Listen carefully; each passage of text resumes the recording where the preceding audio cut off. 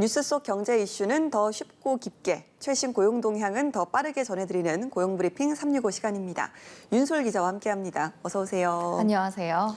네, 오늘 어떤 이슈가 있을까요? 네, 오늘은 이 산업 현장에서 안전 의무 위반으로 인명 피해가 발생했을 때 사업주를 처벌할 수 있도록 한 중대재해처벌법에 대해서 얘기해 보겠습니다.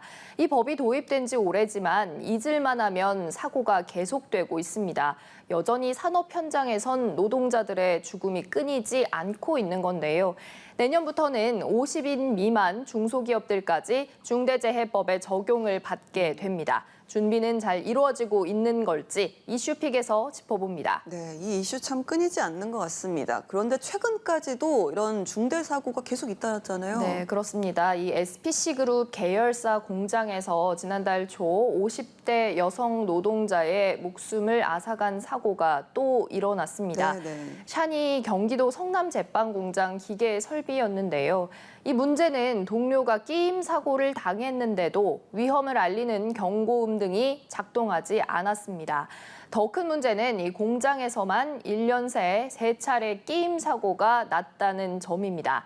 지난 10월에도 이미 끼임사로 근로자가 숨졌고요. 같은 달 손가락 절단 사고 등도 반복이 된 겁니다. 네, 이렇게 같은 공장에서 비슷한 사고가 연이어서 발생하는 동안 대체 회사는 무엇을 한 건가 이런 의문도 드는데요. 그렇습니다. 이 지난해에 이어서 또다시 사망 사고가 발생하면서 과연 안전 강화에 대한 의지가 있는지에 대한 비판도 커지고 있습니다.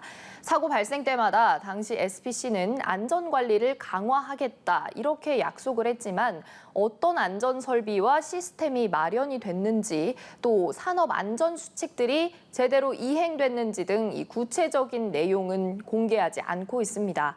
정부가 중대재해처벌법 위반 사항이 있는지 조사에 나선 가운데 SPC 회장 등 경영진에 대한 처벌 강화와 함께 고용노동부의 관리 감독 강화를 주문하는 목소리가 함께 커지고 있습니다. 네, 그러면 다른 현장은 좀 어떨까요? 그래도 종합적으로 보자면 법안 시행 전보다는 좀 줄지 않았을까 뭐 이런 생각도 들고요. 네, 고용노동부의 이 통계를 좀 보시면요. 올해 상반기 업무상 재해로 사망한 노동자는 289명이었습니다.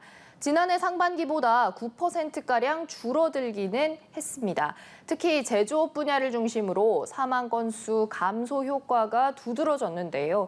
이 사망자의 절반이 건설업에서 발생을 했는데 지난해 상반기에 대비하면 5명 줄어든 숫자입니다.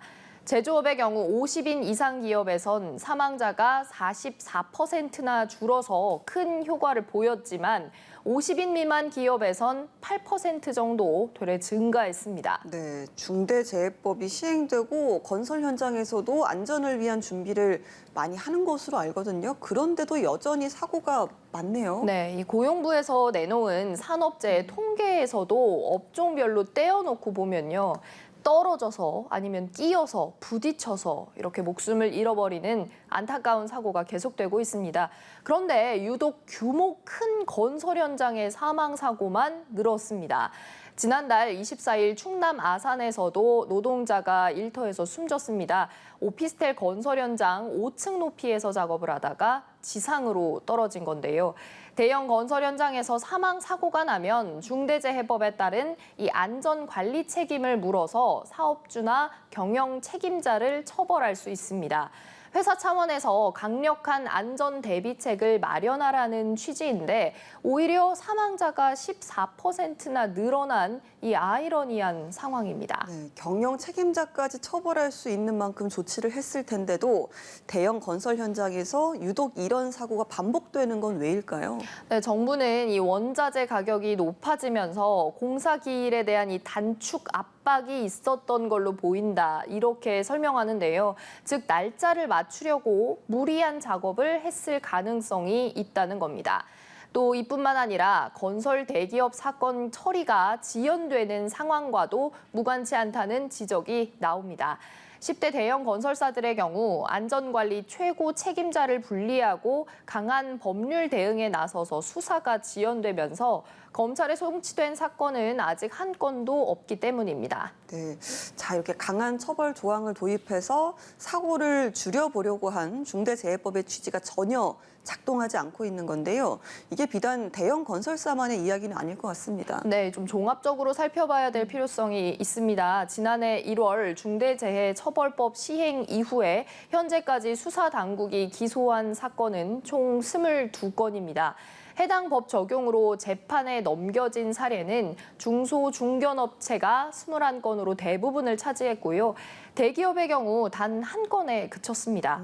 이 대형 로펌 선임 등 사업장 규모에 따른 재정 여력도 법 대응에 대한 이 영향을 미치는 요인이다 보니 대기업과 중소, 중견업체 간의 이 기소 건수가 크게 차이가 나는 걸로 보입니다. 네, 자 상황이 이렇다 보니까 현재 중대재해법이 너무 과하다라는 경영계의 의견에 노동단체는 오히려 반대라고 이야기할 수밖에 없어 보이기도 합니다.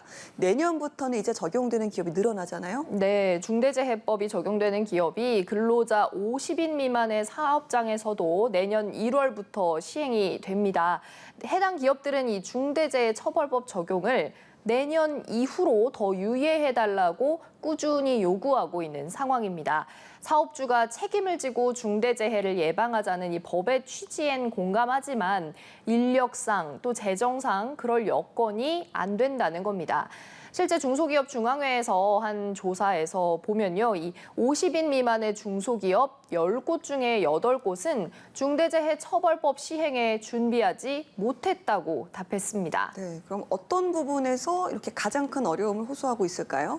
네, 준비를 못한 이유에 대해서는 35.4%가 전문 인력 부족을 꼽았습니다. 예산 부족과 의무 이해가 어렵다 이렇게 또 순서대로 나타났는데요. 영세 기업들은 가뜩이나 인력 채용이 어려운데 안전 전문가를 채용하긴 더 어려운 그런 현실을 호소합니다.